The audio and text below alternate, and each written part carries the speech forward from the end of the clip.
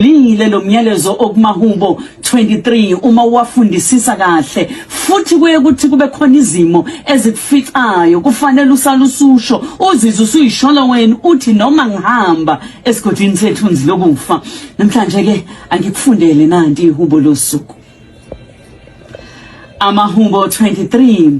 Jehova ungumalusi wami, Jehova ungumalusi wami, angiyukuswela. Uyangilalisa emadlelweni aluhlaza, uyangisa ngasemanzini okuphumula. Ubuyisa umphefumulo wami, uyangihola ezindleleni zokulunga ngenxa yegama lakhe. Noma ngihamba esigodini sethunzi lokufa, angesabi okubi, ngoba wena unami. Intonga yakho nodondolo lwakho ziyangiduduza. Ulungisa itafula phambi kwami ebusweni bezitha zami.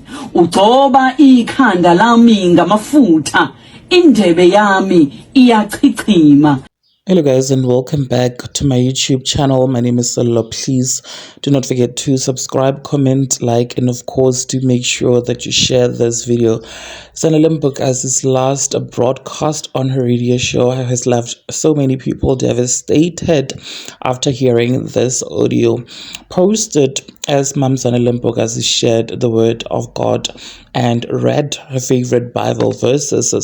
And you guys, unfortunately, those were the last public words that we will be hearing from this wise woman of God, Zanele Mpokazi. You guys, Zanele Mpokazi passed away a few days ago following her long battle with lung cancer. You guys, she will be buried this Saturday, the 17th of August 2024. We are definitely sending our deepest and sincere condolences to her family, her fans, and her loved ones, you guys. And may Mam Zanele Mpokazi's soul just rest in peace.